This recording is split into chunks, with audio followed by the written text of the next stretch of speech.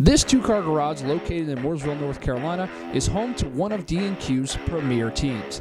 Mike Melton, Ryan Richmond, Joey Gase, and CJ Winslow all pulled together their resources in order to win. And winning is what they are doing. We sat down with them to talk about how it all comes together.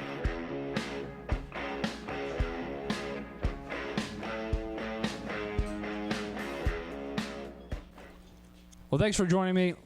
I got a lot of questions for you guys, but first and foremost, this is what I expect to see from a DNQ facility. People in the garage is working, everybody just hanging out.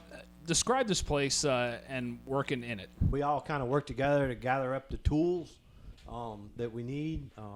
Like Joey, he's got AccuTow, I got scales, Turbo's got camera gauge. So, we all pool together our resources, provide somewhat of an atmosphere for us to scale our cart, not quite to the level of Bobby and them, but like I say, that's what I believe this series is. I'm new to it. It's like my sophomore year or something, so that's kind of how this series was founded. So that's what we try to do. We use the garage, and we have a good time doing it. So absolutely, it's a lot of fun. Anytime any of us want to work on anything, Magic's always wide open. He says, come on, and we come here and have a good time. And it doesn't matter if it's Magic's cart or my cart or Turbo's cart. Magic's going to do everything right and the best he can, and that's one thing that we all really appreciate, and Magic letting us come here and have some fun. Well, I mean, this isn't NASCAR by any means. So to be in the DNQ series, this is really all you need. You really don't need too much, but at the same time, you need just enough. All right, you guys are all competition, but how much actual info are you guys sharing with each other? Minus the guy to my left, 100%. Like, we're open book, so he's not quite on the page yet, but. Mike gets all of it because we steal our stuff right here. And he's the guy. Yeah, no, it's really not about that. Like, we have 3 different engine builders, but we're all on roughly the same chassis. So mechanically wise, it's all about the same. And if something works for me, I'll tell Mike right away and tell CJ, and it's up to them if they want to try it or not. Enough. No, we're to a point. I mean, at the end of the day, everybody's competitors, right? We're all racing against each other, but at the same time, we all help each other. So there's nothing that you do here and you go home and change it back? No, I don't. Not really. No. You don't go home and change anything back? I don't touch anything. He wraps his tires, that's it. Yeah, that's it. The Hoosier tire is new this year. It's definitely changed the way that people race and how the racing has been. How has it been racing these Hoosier tires? Yeah, the big treaded tires are definitely a game changer. You're going slower, but they're harder to drive, and you have to keep your momentum up way more. The other thing I like now too is that you're not. It's kind of more going against the NASCAR or late models or whatever it might be. You're not just doing, adjustments to your tires on, okay, we got to go to this set or we got to prep it different to make your car do something different. You actually have to do physical adjustments to your cart now to make you do what you want to do, and I think that's a lot of fun. I don't like running the bottom because that's where everybody else is at. And so if you're going to pass, you got to run where there ain't. So that's why we go to the top. And like Joey and them alluded to, it's momentum. So you got to stay in the throttle. You got to keep it moving. And getting up on the top side lets the cart just really, really get moving. So I enjoy running up there. I hope every week the track's cleared off enough to get up there. So I'm going to try it. Well, running the treaded stuff is it's a game changer. Mainly because I felt with my background's definitely not in karting by any means, so kind of leveled the playing field out for everybody, from the people that didn't know tires per se to just being able to drive the car. The racing grooves grew. With the prep stuff, seemed to be a little bit more one lane, where the treaded, like Magic was saying, if you're freight trained on the bottom, you can go to the top, and 9 out of 10 times, if there's something there, you can make it work. In the DNQ series, it's very hard to win a race. There's a lot of competition. I mean, what is it like racing against competition on a weekly basis, and how hard is it to win one of these things?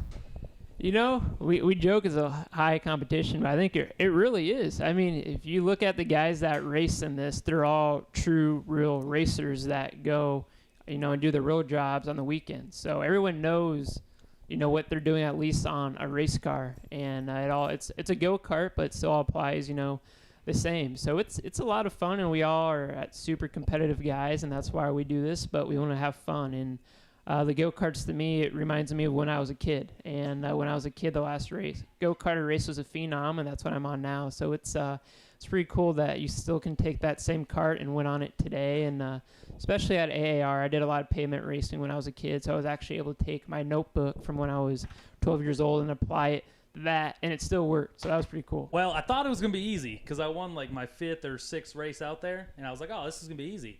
And then probably like 7 seconds since then, like it is incredibly difficult. The talent, the caliber of people you're racing it really is top notch, and guys like Caleb Kennard and David Mayo have been running for years, and Jason Denny, like you just chasing those guys, it was hard. It's awesome to win in this series. Like everybody else said, it's extremely hard. As far as the Dash Series goes, I like it. There wasn't a lot of people when it got started. I'd like to see it grow because it's a really fun class. It's an equalizer class, and it kind of lets the guys that haven't been that good kind of run in the front and showcase a little bit of what they got, Ryan, you had a really good Miltona 50. You led a bunch of laps. Talk about that race a little bit. Went to the bottom, and bottom was there, and I started 12th, and by lap 6 or 7, I was leading. I was like, hot damn, but everybody kind of followed me up there on the bottom, and then at the longer we ran, 50 laps is a long time.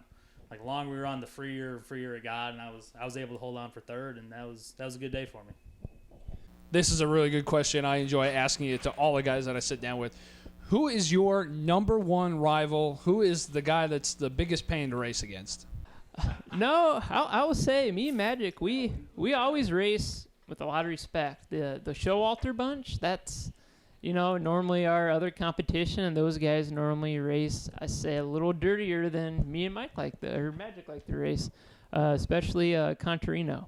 I'm not gonna him kind of a lot. But it was funny at AAR. I talked to him like, man, don't be an idiot. Like, I basically said, he's like, why? I have, I don't know, the Daytona 500 in like 15 days, so don't ruin that for me. And he, as we know, he actually owns a car in the Cup Series and Xfinity part-time, so they definitely know how to get the best out of everything, for sure. I mean, there's a handful, like, Mike Rout, Ryan Shirk, but Turbo's definitely, I never want to lose to Turbo. What are your realistic goals for the year? Is it championships, winning races? Is it both? I really want to win the championship in the Dash. Hopefully the schedule, when the new NASCAR schedule comes out, will work for that. I think I missed one race this year, so you can throw one out, and then one AAR, and that was double points. So obviously that will help. So if I can do that and win a few more, that'd be awesome. Obviously, everybody's goal should be a championship. But for me, just consistent wins. I just want to be consistently up top 3. We're going to go win the championship, with these guys and the help I have and competitors, and that's what we're going to go do. Decided to focus on running the Dash Series and chase the championship for that. Realistically, the championship's our goal. We'll see how the virus affects that, but that's what we're chasing. So I know some of you guys have been hurt before running DNQ races, but do you have any battle scars from running these things?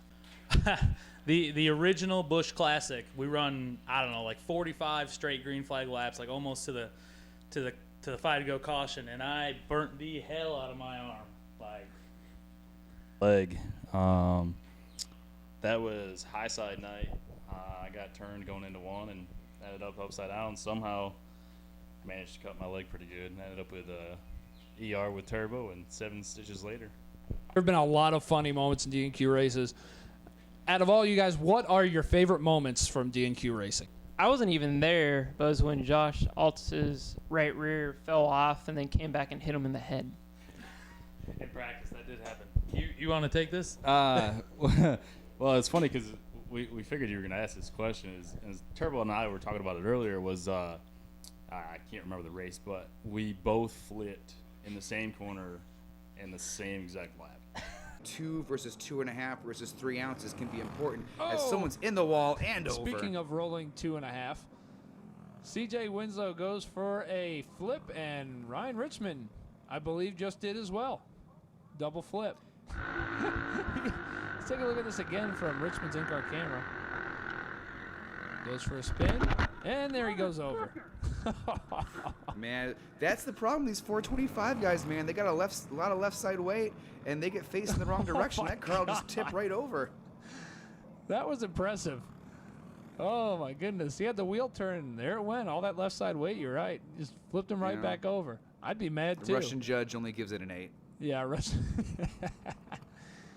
Man, that is tough. That is tough to have a flip like that. He's still mad about it. Let's take a look at this wreck again. Just Doran, racing deal. He got into the back of the wall pretty hard, though. My most memorable was probably my first trip to AAR this year, and I was in every wreck that possibly could happen, whether I caused it or not, and then I broke and lost the right rear tire as well. Well, guys, I want to thank you for your time, and thanks for being a part of this.